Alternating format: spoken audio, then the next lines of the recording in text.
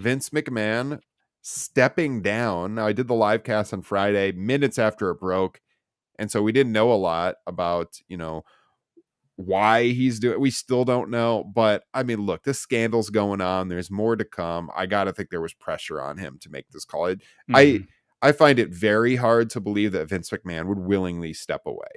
The guy who, as soon as this scandal broke, his reaction was to, in what, like 3 straight shows, come out onto TV when he hadn't really been seen all that much. That's his reaction to a scandal. We think that guy stepped down. Exactly. Anything you want to say about Vince McMahon and him stepping down, Justin? Good riddance. I feel no need to show gratitude to some sex pest, especially with the amount of money that I have, put into WWE throughout all these years, whether it be merchandise or shows or the network or the cock.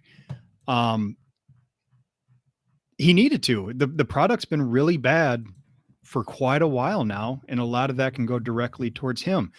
Having said that, I'm also worried about, your hope is that maybe they put a little bit more creative freedom on the talent.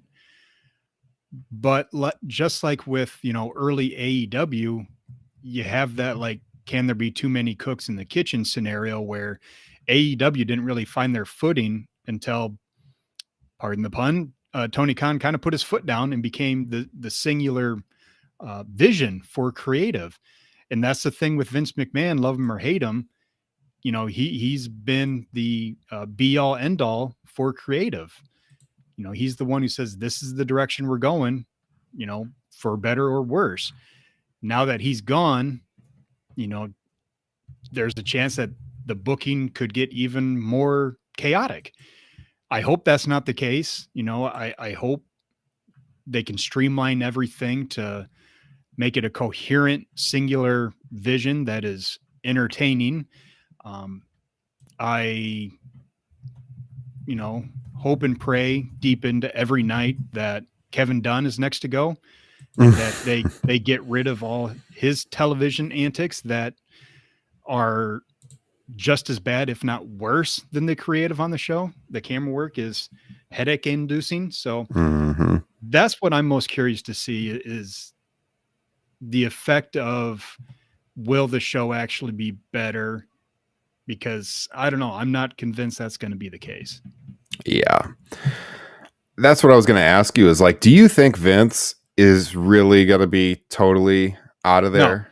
No, he's going to be sending text messages. That's my thought too, is he's not going to be just completely hands off. He's going to be talking to all these people, which is another reason why I think you do got to get some of those cooks out of the kitchen that are associated with them. I think you got to get Pritchard out of there. If you really want to start things fresh, and you're Stephanie and you're Nick Khan and you're Hunter, you got to get, and especially as you said, we got to get Kevin Dunn out of there. This guy, I hate to say someone should lose their job.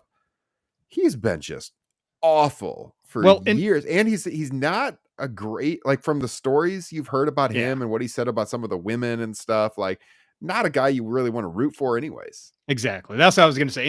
In our defense, we're not just picking on his actual job. It's also that he seems to be a real shitty person behind the scenes.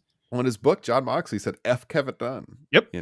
He didn't think Becky Lynch was someone he could push because she wasn't attractive enough. I mean, this guy's a dope, and he's a terrible director as it comes to production, and this guy's got to go. He's got to go. So, and going back to your question as to, do I believe that Vince has truly stepped down, that from creative, from his chairman?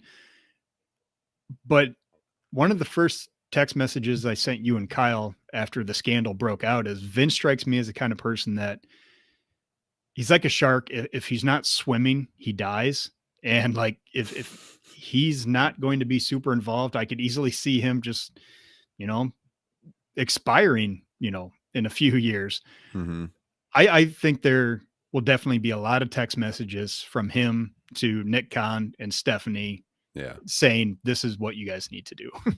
Yeah, he will be indirectly involved. I think we probably can all agree, but I mean, it's still landscape changing. We'll see how WWE, if it really does change or not moving forward. This has been like the theoretical thing we've discussed for many years, is what happens after Vince. And it's kind of wild to think, we're finally at this point. But I wanted to say before I forget, Justin, I thought you made a really good point too about you don't feel any need to be thanking Vince or groveling at his feet because this guy's gotten so much money from you over the years. I 100% agree with that.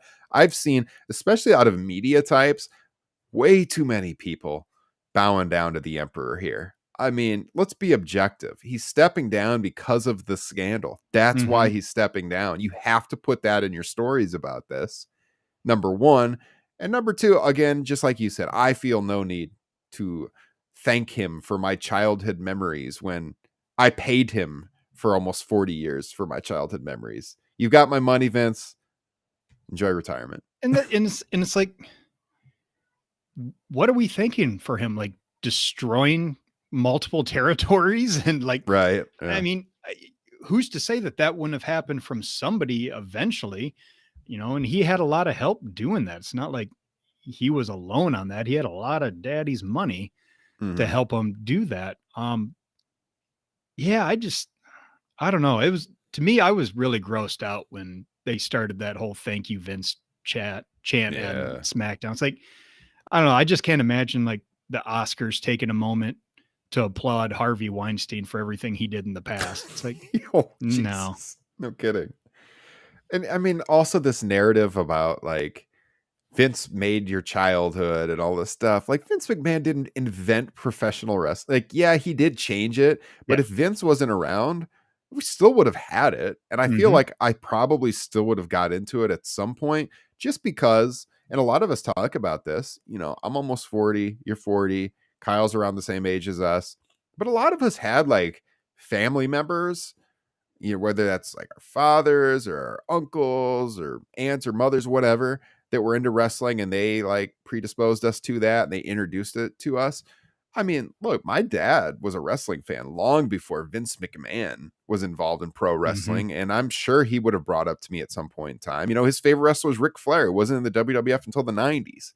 And there's tons of people that grew up around our age, they were maybe introduced to Crockett before WWF, or if they're a little older than us, they were watching the regional Yeah. promotions, or if they were from a little north from where we're at, they were watching the AWA in Vern Gagne, or they were watching their local territory. So this narrative that Vince didn't invent professional wrestling, he changed it, but people still would have watched pro wrestling. And there's millions of people out there around the world right now who saw pro wrestling before Vince McMahon.